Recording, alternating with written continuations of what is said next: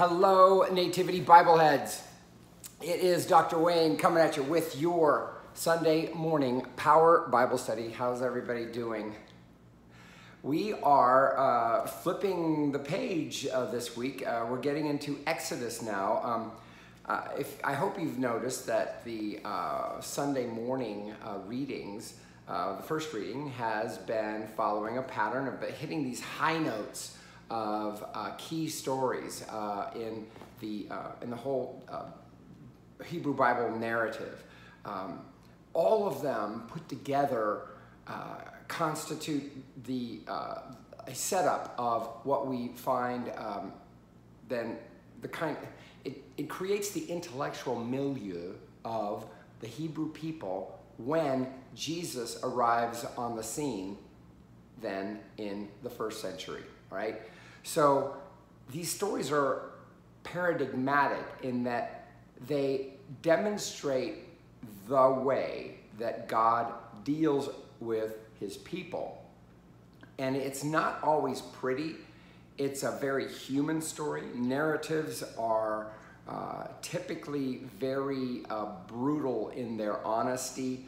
We've seen that in lots of cases. But here in Exodus, we turn our attention, or the biblical narrative turns its attention to Moses. Moses is the central character of the book of Exodus. In fact, he remains the central character in the book, in the entire, the remainder of the Pentateuch, in Exodus, Numbers, Leviticus, Deuteronomy. So when we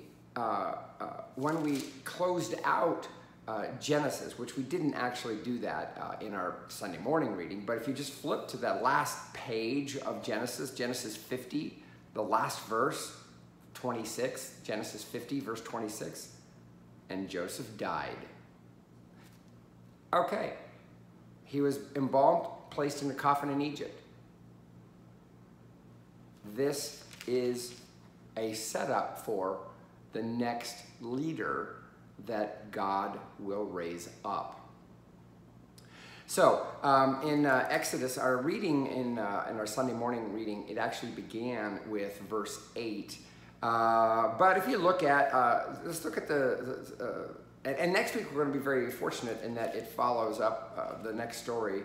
But I'm going to try to close the gap so that we won't feel a little bit of incontinuity.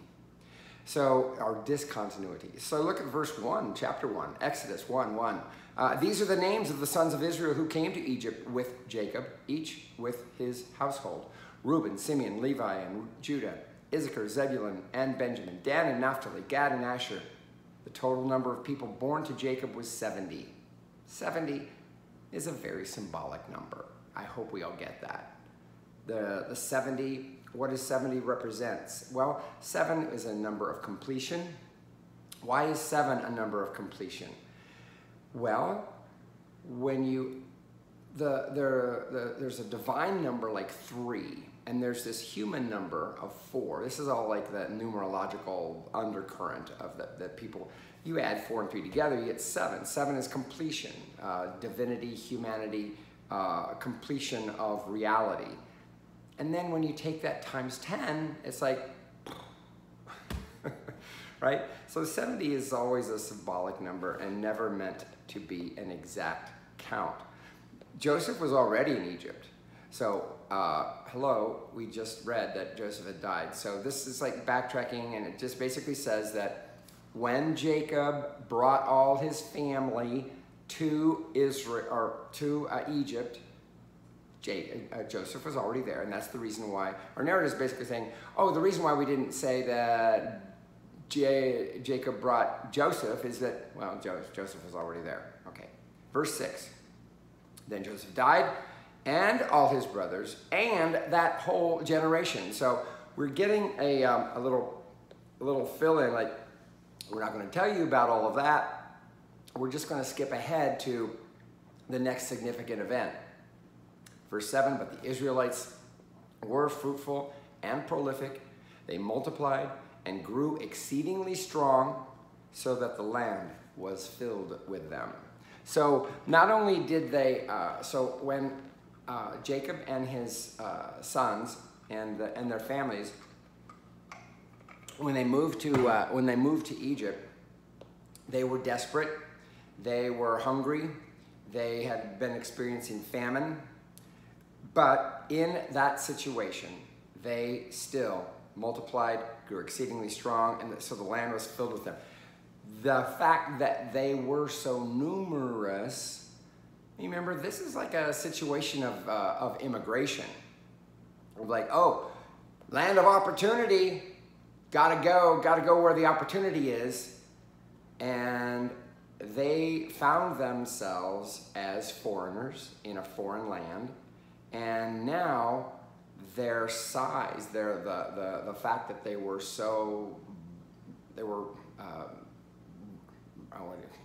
in animalistic things, they're breeding, right? So it's like lots and lots and lots of them. Oh no, there's a threat there. Oh my goodness. So the story then commences in verse 8 of Exodus 1. Now a new king arose over Egypt who did not know Joseph. It would be best to translate this. The Hebrew verb tenses don't have a past participle like who had not known, the pluperfect, you know, the pluperfect, remember that from your English days in middle school and high school. Now a new king arose who had not known Joseph. Why? Because, well, Joseph was dead. No, and by the way, this new king is never named in the Bible. There are scholarly, projections of like we think he was Ramses II. Bible doesn't ever say that. Verse 9. He said to his people, "Look, the Israelite people are more numerous and more powerful than we." Now, I don't know if it's a. I doubt if he actually said those words. I mean, I bet, though, he said something to the effect that it conveyed that reality. That's the way they experienced the fact that they had multiplied so much and were exceedingly strong, and thus that the land was filled with them, as we were told in verse 7. Verse 10, going to take action. "Come, let us deal shrewdly with them, or they will increase, and in the event of war, join our enemies and fight against us and escape from the land." So notice how the bottom line concern was that they would leave. That's interesting. If there's such a threat, why would you be concerned that they would leave? Interesting, huh? This is an example of how powers that be become terrorized, no, that's not the word, fearful of that other that starts to multiply. And we actually find that useful to the point of, whoa, what if they really did leave? Who would do that? I don't want to do that. Do you want to do that? I don't want to do that. I don't know anybody who wants to do that. But you know what? They want to do that. What would happen if they left? This is kind of what's going on. Therefore, verse 11, therefore they set taskmasters over them to oppress them with forced labor. That is a common way of monarchies and totalitarian governments to deal with threats, is to use them for forced labor. Now, on government projects, they built supply cities, Pithom and Ramesses, for Pharaoh. Supply cities are cities that are military in nature, believed to be used for the defense of the country, and at a place that would be most militarily advantageous. Verse 12. But the more they were oppressed, the more they multiplied and spread, so that the Egyptians came to dread the Israelites. Oh my goodness, those immigrants. We dread them. There's so many of them. What if it actually changes the balance of power? Verse 13. The Egyptians became ruthless in imposing tasks on the Israelites and made their lives bitter with hard service in mortar and brick and in every kind of field labor. Mortar and brick refers to building projects. In every kind of field labor refers to agricultural projects. So you can see that basically they started to be taken in as slaves. They didn't come in as slaves, they became enslaved as the powers that be. The gravity of the threat that they perceived was real for them. That's when that became imposed. They were ruthless in all the tasks that they imposed on them. So this is the situation that the Israelites found them in. They'd gone there because it was a land of plenty, and then it became a land of imposing and making impositions against their freedom, and basically it's no longer represents a land of opportunity for them. 15, verse 15, we're in Exodus 1, verse 15. The king of Egypt said to the Hebrew midwives. Now, when it says the Hebrew midwives, it's not clear if they're saying like these were midwives to the Hebrews. The Hebrews was a way of referencing the Israelites. It's interesting that it's really a reference to the language that they spoke. Isn't it interesting? In our own country, we have a reference to and anybody who speaks Spanish, like anybody who comes from Mexico or Central America or South America, we call them the Latinos or the Latinx community. The Hebrew women. So that's what it's kind of referring to, the kind of language that they spoke. When you act as midwives to the Hebrew women and see them on the birth stool,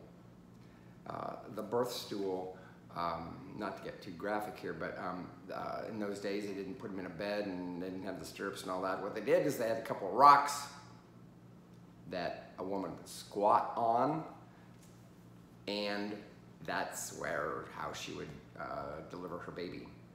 The midwives were always there to make sure that things went well. But they were very much in control, the midwives. This is why the Pharaoh is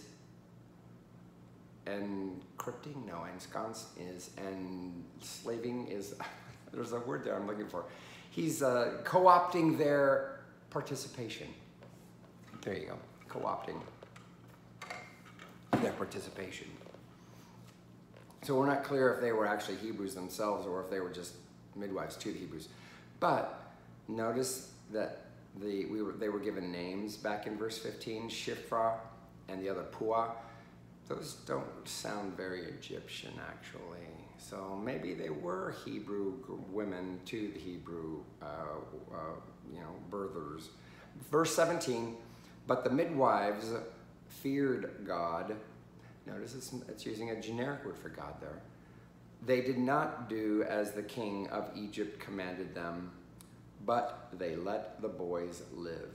So this is a very clear example of defying authority. Defying authority.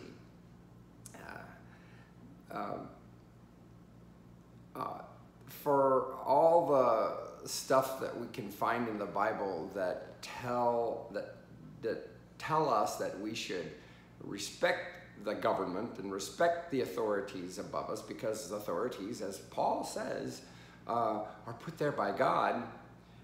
We have a lot where people are like, no, I don't think I'm going to do that. I think I'm going to do something else. And we find out that, oh, God is in that too. So not all dissent against authority is necessarily ungodly.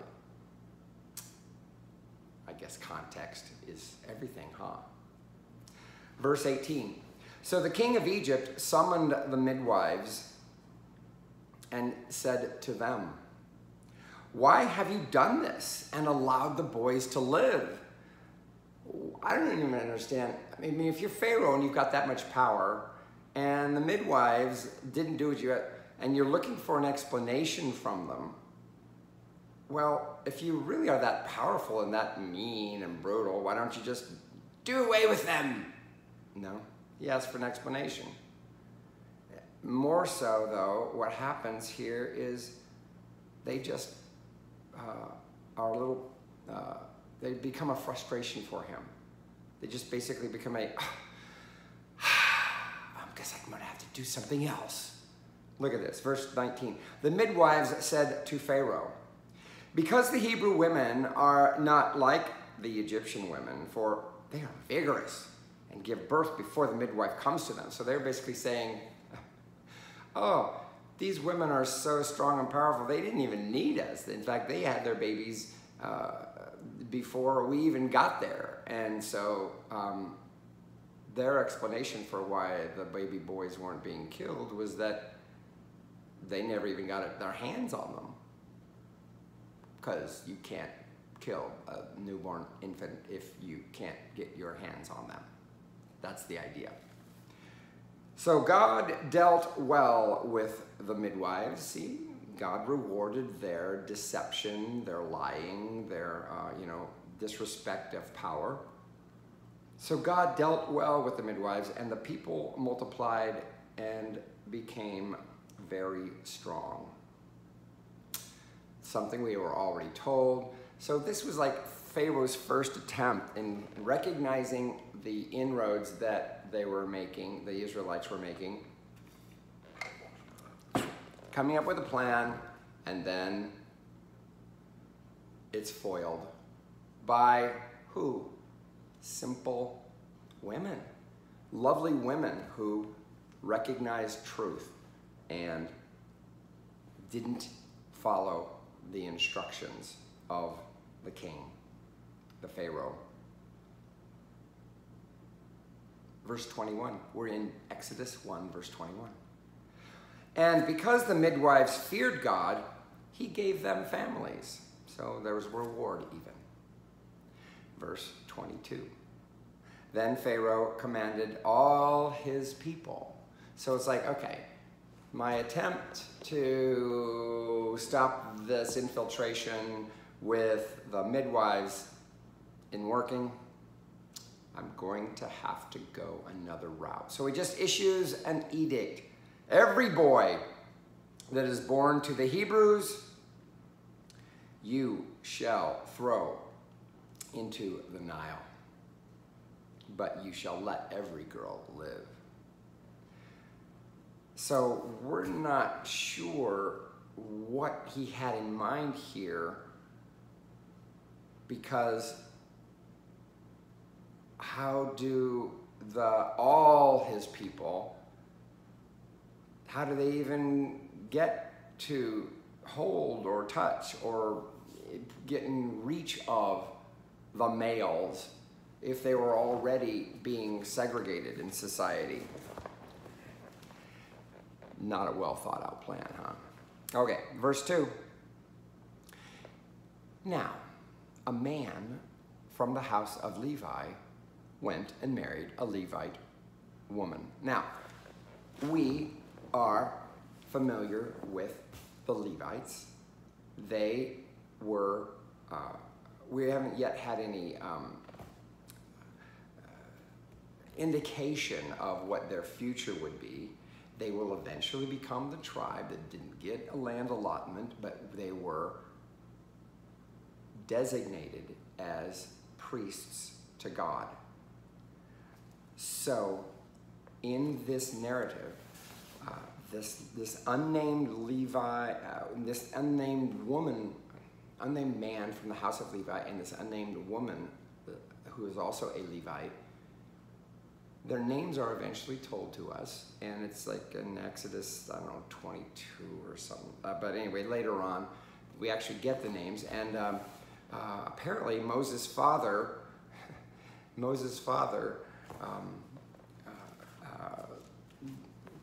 conceived with Moses' father had sex with his father's sister, his aunt, basically. Moses is the product of that, FYI. Okay, if you want to see reference, they're named in, that's in chapter 6, verse 20, but we don't have time to get into all of that today. But the point here is that Moses is of this, what would become the priestly tribe of Israel. Verse 2. The woman conceived and bore a son, and when she saw that he was a fine baby, she hid him 3 months. So, hiding him, was that an act of going against the Pharaoh? Yes, it was. Now, isn't it interesting that, see this word, the fine baby? I was reading earlier, where did I see that? A fine baby. The word baby isn't actually there. Literally, oh, yeah, it's the language of creation. You know how in Genesis chapter 1, we have it where God says, like, God saw what God made and it was good? These are the same words.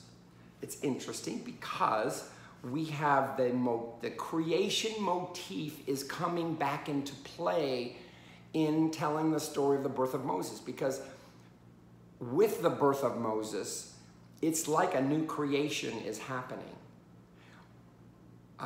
We already know that the name of this chapter is Exodus, so it already tells us how things are going to go.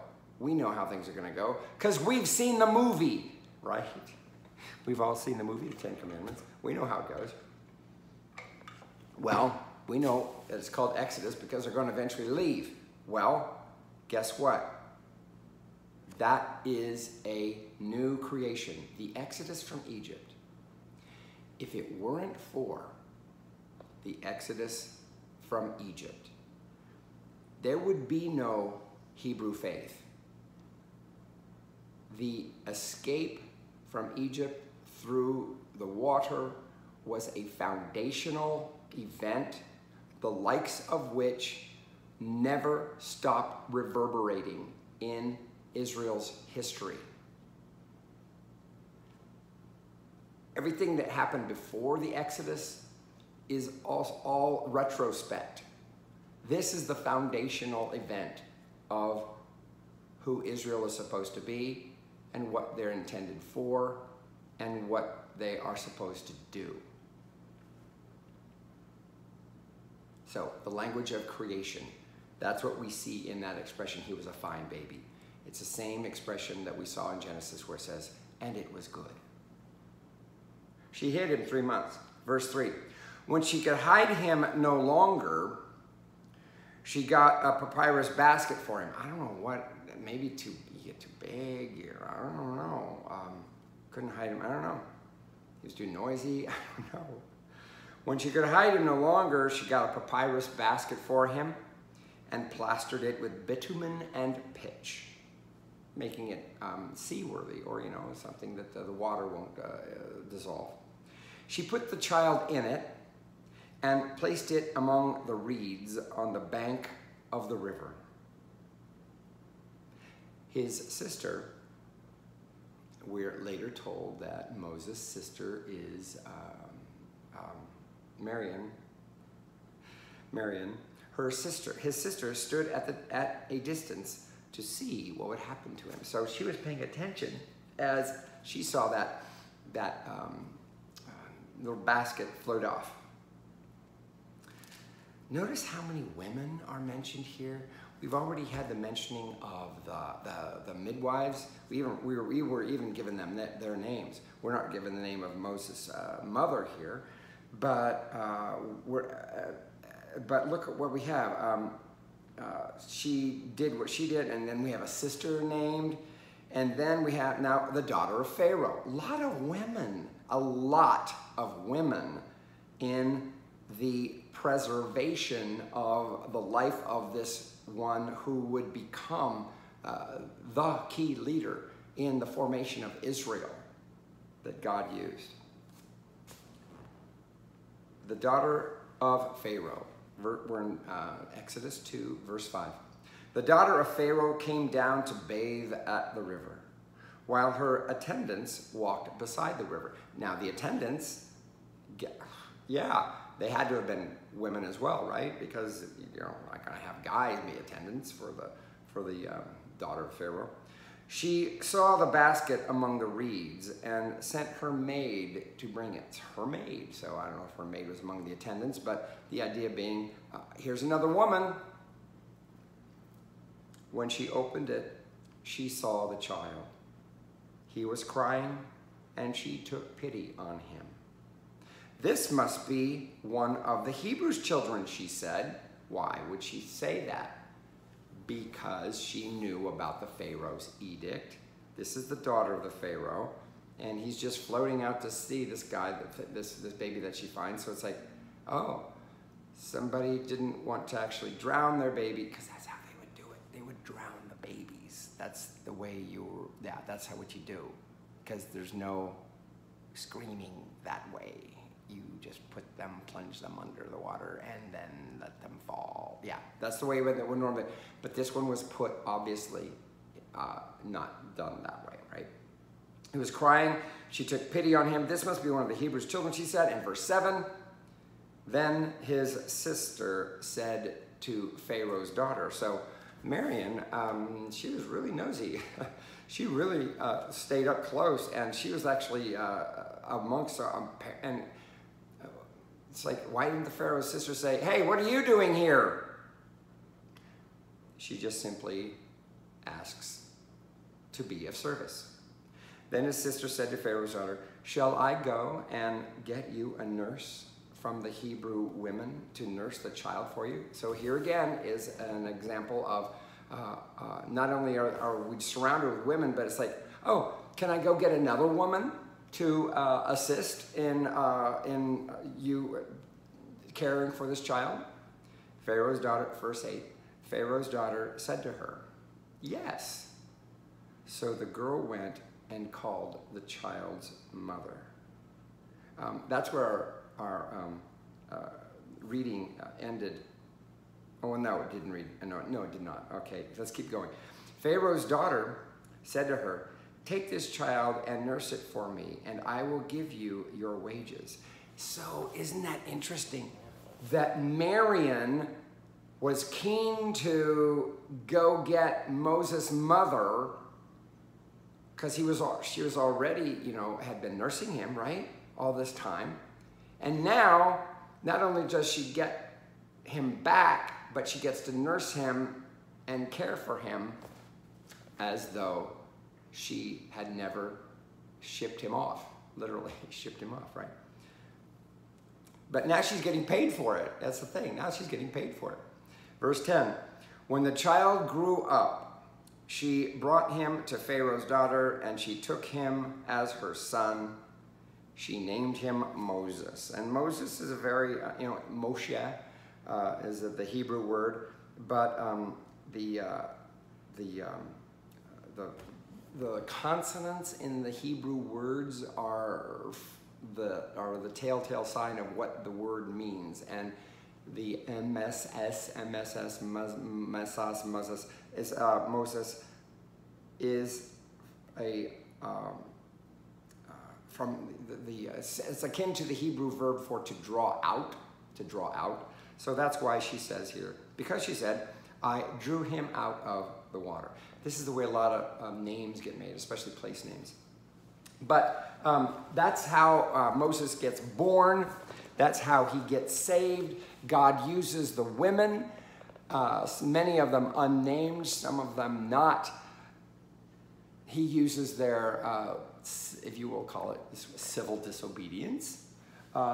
They are in tune with God, even though, and they're being used of God, even though they're not necessarily, you don't see them like going to the Lord, oh Lord, what should I do here? I do not know, give me God. No, they're just doing what is a natural human response, which is the way God created us.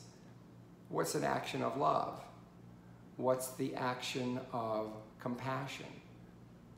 What is it? How are we supposed to be human with one another? You don't have to have, you know, a comet in the sky, a sign like that to determine what there is to be done. In this case, it's an example of human compassion that God had already put in people. That's what kept Moses alive. That's what preserved him. And that is what is going to have him become their deliverer, a savior, if you will. So, there you have it. That's our Bible, that's our Sunday morning Bible study. Next week, we're going to get into, we're going to fast forward a little bit. We're going to into the next stage of Moses' life. But if you haven't ever seen that movie about him, what was it called? It wasn't just a few years ago. I don't know if it was called Moses, or was it called I can't remember what it was called, but it wasn't that long ago. It was actually kind of a good, it wasn't the Ten Commandments either. I can't remember the name of it. Anyway, just look at it on your Netflix and, you know, Moses, and you'll find some movies that are made in the last 10 years.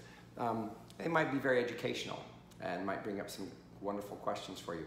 So that's all we have time for today. That is your text, that's your lesson. May God be with you as you seek to serve him in the world, seeking to always do justice and to do right by the rule of love. The rule of love.